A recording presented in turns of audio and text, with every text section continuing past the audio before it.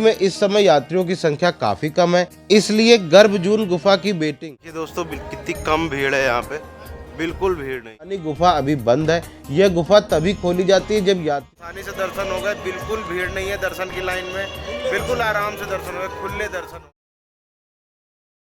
जय माता दी दोस्तों, मैं हूं आपका दोस्त सौरभ और आप देख रहे हैं आपका अपना यूट्यूब चैनल सानिध्य ब्लॉग।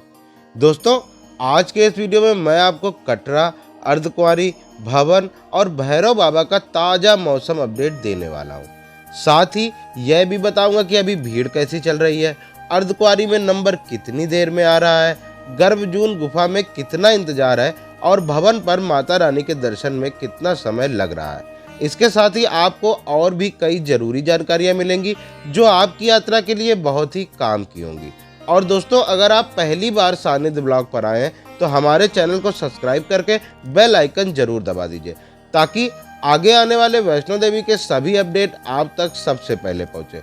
और आप सब पुरानी और नई फैमिली वालों से एक छोटी सी रिक्वेस्ट है, अगर वीडियो अच्छा लगे तो लाइक जरूर कर देना और जो भी माता रानी के दर्शन की तैयारी कर रहे हैं उनके साथ इस वीडियो को शेयर कर देना और कमेंट बॉक्स में दिल से एक बार जय माता दी जरूर लिख देना। तो चलिए माता रानी का जयकारा लगाकर करते हैं आज के इस वीडियो की शुरुआत। जयकारा शेरों वाली का, बोलो सच्चे दरबार की जय।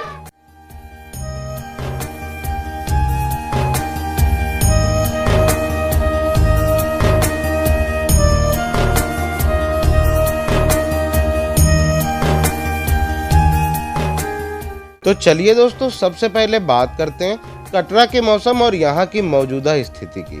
दिसंबर का महीना चल रहा है और यहाँ ठंड लगातार बढ़ती जा रही है। इस समय कटरा में दिन का तापमान करीब 16 से 18 डिग्री के बीच रह रहा है, लेकिन जैसे ही शाम होती है तो ठंड काफ़ी बढ़ जाती है। रात के समय तापमान गिरकर लगभग 5 से 6 डिग्री तक पहुँच जाता है। आगे दिसंबर जैसे जैसे और बढ़ेगा, यहाँ ठंड और भी ज़्यादा बढ़ने वाली है। इसीलिए दोस्तों, गर्म कपड़े, जैकेट, टोपी, मफलर और दस्ताने जरूर साथ लेकर आएं। भीड़ की बात करें तो फिलहाल कटरा में भीड़ काफ़ी कम है। बाणगंगा गेट पर भी ज़्यादा लाइनें नहीं लग रही हैं और आसानी से आपकी चढ़ाई शुरू हो जाएगी। इस समय यात्रियों की संख्या कम होने की वजह से पूरा ट्रैक काफ़ी स्मूथ चल रहा है। ये देखिए दोस्तों, कितनी कम भीड़ है यहाँ पे, बिल्कुल भीड़ नहीं है यार। हेलीकॉप्टर सेवा की बात करें तो अगर आपने ऑनलाइन बुकिंग नहीं की है तो परेशान होने की ज़रूरत नहीं है। निहारिका कॉम्प्लेक्स से करंट बुकिंग आसानी से हो रही है। अगर आप सुबह टाइम से लग जाते हैं तो लगभग 1 घंटे के अंदर आपका टिकट बन जाता है। यहाँ भी भीड़ बहुत कम है, इसीलिए प्रोसेस काफ़ी आसान है। यात्रा मार्ग पर घोड़े, पिट्ठू, पालकी सब कुछ बहुत आसानी से मिल रहा है। स्थिति ऐसी है कि घोड़े वाले खुद आपके पीछे आकर बोलते हैं कि भैया घोड़ा ले लो, भैया पिट्ठू करवा लो। कुल मिलाकर अभी पूरे रूट पर कोई दिक्कत नहीं है, आप आराम से अपनी यात्रा की शुरुआत कर सकते हैं। अब बात करते हैं अर्धकुंवारी की। बाणगंगा से अर्धकुंवारी तक पहुंचने में इस समय ज़्यादा भीड़ नहीं होने के कारण लगातार चलने पर आप 4 से 5 घंटे में आराम से अर्धकुंवारी पहुंच जाएंगे। रास्ता साफ है, घोड़े पिट्ठू वाले भी कम है, इसीलिए ट्रैक पर भीड़ भाड़ ज़्यादा नहीं है। अर्धकुंवारी का मौसम कटरा की तुलना में कहीं ज़्यादा ठंडा है। दिन में भी यहाँ ठंड महसूस होती है और जैसे ही शाम होती है हवा काफ़ी तेज बहने लगती है, जिससे ठंड बढ़ जाती है। यहाँ तापमान कटरा से 2 से 3 डिग्री कम हो जाता है और हवा की वजह से ठंड और ज़्यादा महसूस होती है। इसीलिए दोस्तों, यहाँ तक आते आते गर्म कपड़े पहनना बिल्कुल ज़रूरी है। भीड़ की बात करें तो अर्धकुंवारी में इस समय यात्रियों की संख्या काफ़ी कम है, इसलिए गर्भजून गुफा की वेटिंग 4 से 5 घंटे ही चल रही है। लेकिन अगर वीकेंड है तो यहाँ पर भी वेटिंग 8 से 10 घंटे की हो जा रही है। इस समय लाइनें लंबी नहीं है, इसीलिए श्रद्धालुओं को अपनी बारी के लिए ज़्यादा इंतजार नहीं करना पड़ रहा है।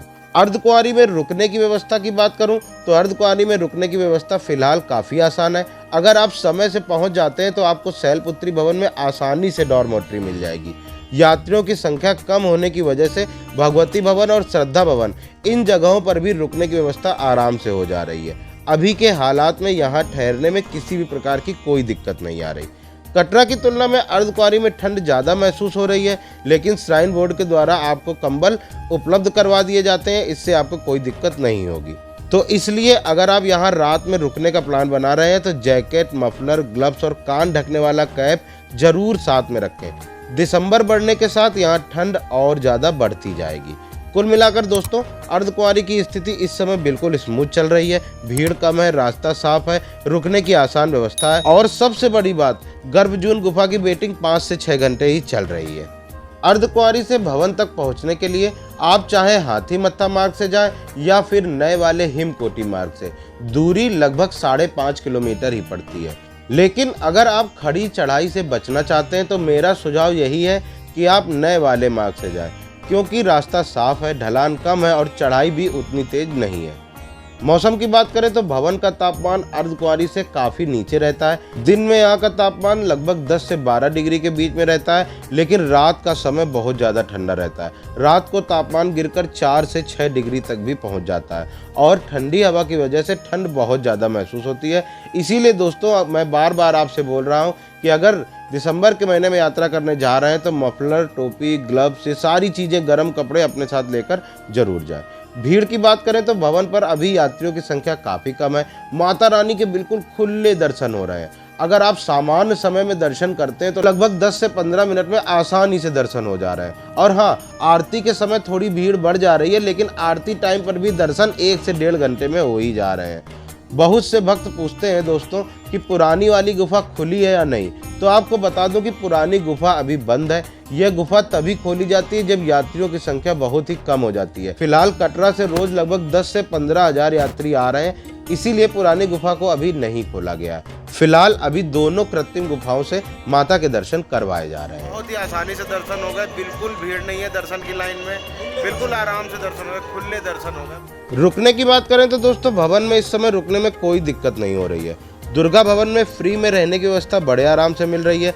कम भीड़ होने के कारण कमरे भी आसानी से उपलब्ध हो रहे हैं। इसके अलावा मनोकामना भवन की डॉर्मेट्री भी फिलहाल मिल जा रही है। मनोकामना भवन की डॉर्मेट्री बुकिंग आपको कटरा के निहारिका कॉम्प्लेक्स से करनी पड़ती है। अगर आप सुबह 6 बजे के आसपास निहारिका पहुंच जाते हैं तो डॉर्मेट्री का कमरा आसानी से मिल जाता है। अब बात करते हैं भैरव बाबा के दर्शन की। भवन से भैरव बाबा की पैदल दूरी लगभग 2 किलोमीटर है और पूरा रास्ता खड़ी चढ़ाई वाला है। अगर आप अच्छे से चल लेते हैं तो पैदल भी आराम से जा सकते हैं, लेकिन जिन्हें चढ़ाई में दिक्कत है, बुजुर्ग हैं या बच्चे साथ में हैं, उनके लिए भैरव बाबा तक रोपवे की सुविधा भी उपलब्ध है। रोपवे का टिकट आपको दुर्गा भवन के नीचे से मिल जाता है। टिकट 100 रुपये का रहता है। इसमें आना और जाना दोनों शामिल रहता है। रोपवे की सर्विस सुबह 8 बजे से शुरू होकर शाम के 5 बजे तक चलती है और टिकट की बुकिंग लगभग सुबह 7:30 बजे से शुरू हो जाती है।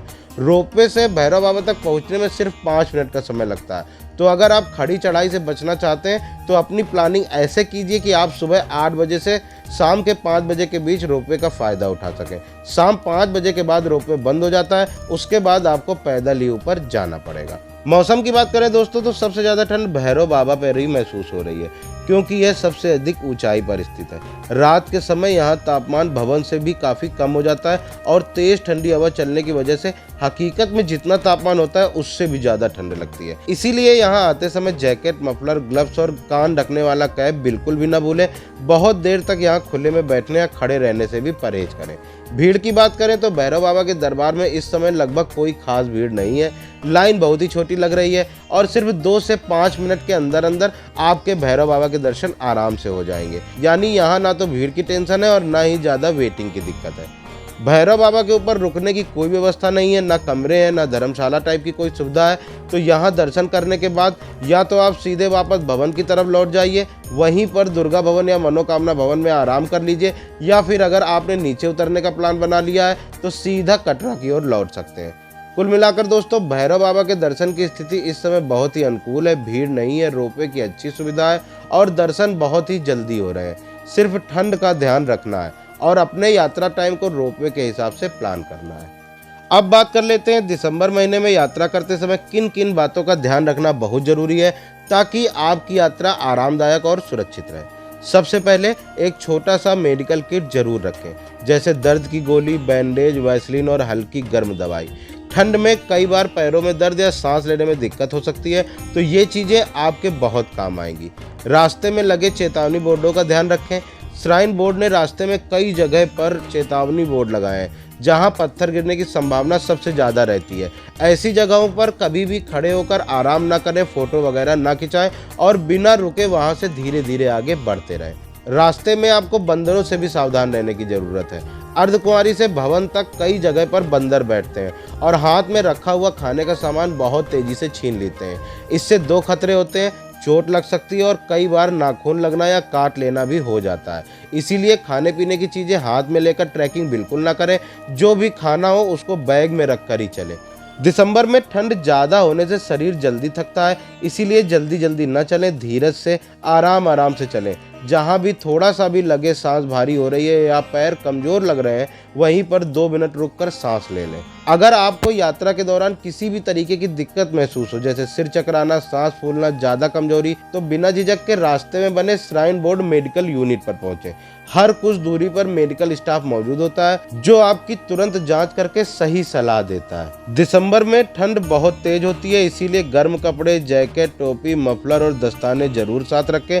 और हाँ, कम पानी पीने की गलती बिल्कुल न करें, थोड़ा थोड़ा पानी पीते रहें। दोस्तों, यह था दिसंबर महीने का पूरा वैष्णो देवी यात्रा अपडेट। कटरा से लेकर अर्धकुंवारी, भवन और भैरव बाबा तक का मौसम, भीड़ और दर्शन का पूरा ताजा हाल।